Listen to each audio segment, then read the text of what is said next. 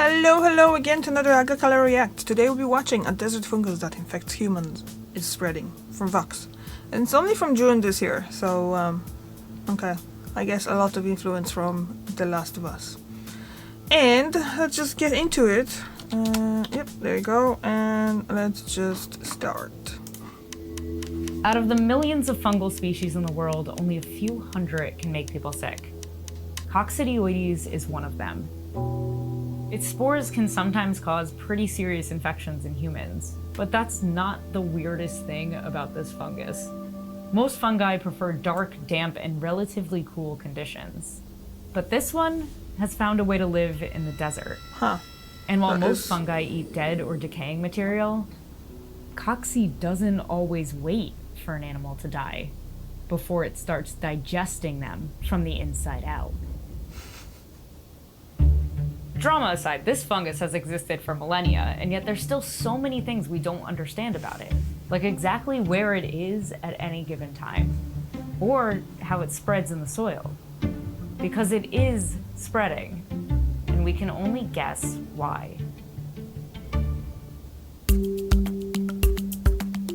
The infection caused by Cocci goes by many names. Coccidioidomycosis, desert rheumatism, San Joaquin Valley fever, or just valley fever.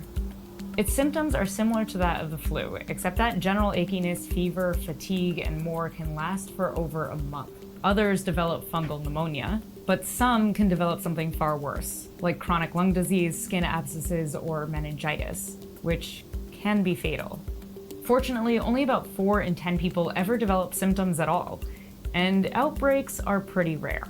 Right now, 97% of US valley fever cases occur in Arizona or California, but not all states report. So Texas is one of those areas that, you know, they just don't report the disease nationally, in spite of being probably a hotspot.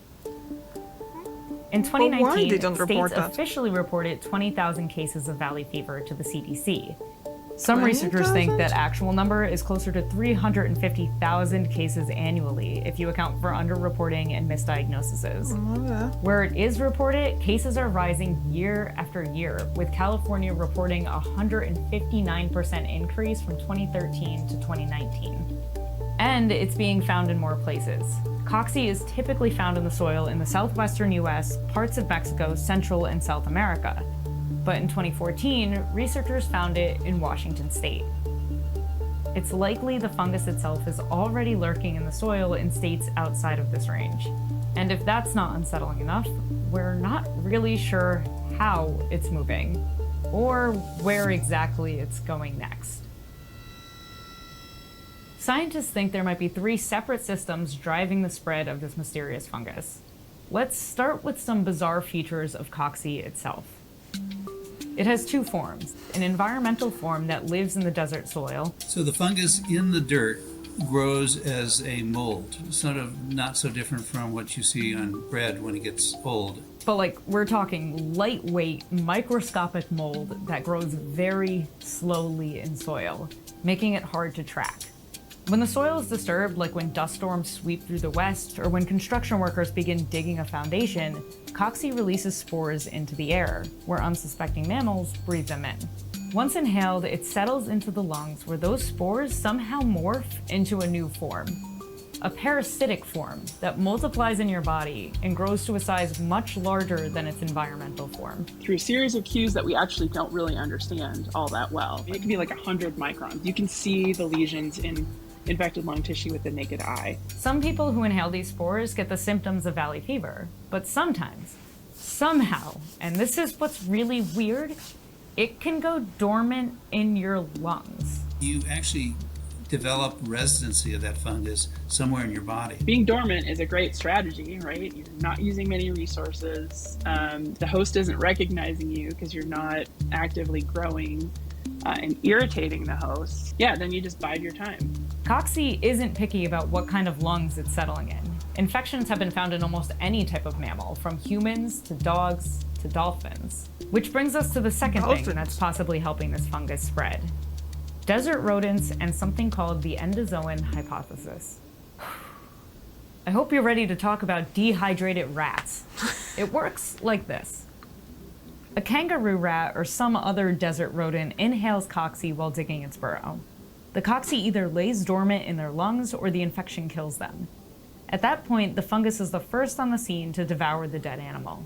And by devour, I mean digest its dead body until there's nothing left. Fun fact, this is what cocci is doing to people with severe valley fever while they're alive. Their spinal column is being digested by this organism, and it just freaks me out. Either way. I'm it's not the fucking first one surprised on it the freaks you Not out. even you're the best competitor, Ugh. you're the best at doing anything. It's just you're there first, and so maybe that's cocci's strategy.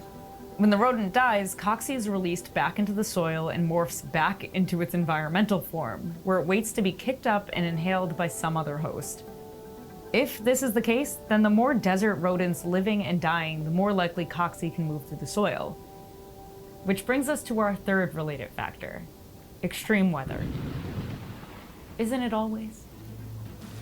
Heavy rains have been unleashing on the desert, resulting in booms of vegetation. The surplus food leads to a surplus of rodents, plenty of hosts to breathe in the fungus. But the desert ultimately returns to a desert, and heavy drought wipes out more and more of these infected rodents. When they die, cocci is spread right back into the soil, and the system starts again. But we still don't know if this is actually even happening because of how little we understand about cocci itself. Proving the endozoan hypothesis would be a colossal effort that involves strapping trackers to a bunch of desert rodents. And finding cocci in the soil at all has proven difficult. The current tests don't always detect it in the soil, even when it's there. Ultimately, cocci spread could be thanks to all of these factors combined, but there are still tons of unresolved questions. What we do know is that the US is getting warmer, and that on its own could expand cocci's range, potentially making more people sick. One study estimates that cocci's range could more than double by 2095 due to increasing arid conditions across the US. Pair all of this with rising rates of construction in the desert and population booms in cities like Phoenix, and it's no surprise that valley fever cases are on the rise. Researchers have another area of study right now: prevention. We have identified a vaccine candidate that is both safe and protective, very protective to mice, and now we've shown that in experimentally infected dogs, it protects them as well, and that vaccine is on its way. But listen, despite my seemingly best efforts, this piece doesn't really exist to scare you or to get you to hyper-focus on one specific freaky infection. This single fungus is one of a million examples of how our world is changing in small and mysterious ways, and how difficult it can sometimes be for science to keep up. True. That is absolutely right, isn't it? Something more? I don't think so. So guys, what do you think about it? Because obviously the first thing that comes to mind is The Last of Us, where it's absolutely brilliant show. And that first scene in the first episode when they're actually talking in back in the day about what's gonna, wipe out humans, and one of the scientists says that there won't be a virus, there won't be bacteria, it's gonna be fungus. So that was a chilling scene as well, by the way. Really good, very, very well done. So yeah, but she's right about. Oh, hello, Shadow. How are you? Come on. Are you gonna go say hi, or are you just gonna wave your tail? Okay. So where was I? Oh yeah. So basically, what's gonna happen? It's like she said. This is just one of the examples of how the world is changing in the small things that the science can't keep up with because it's just too many of them.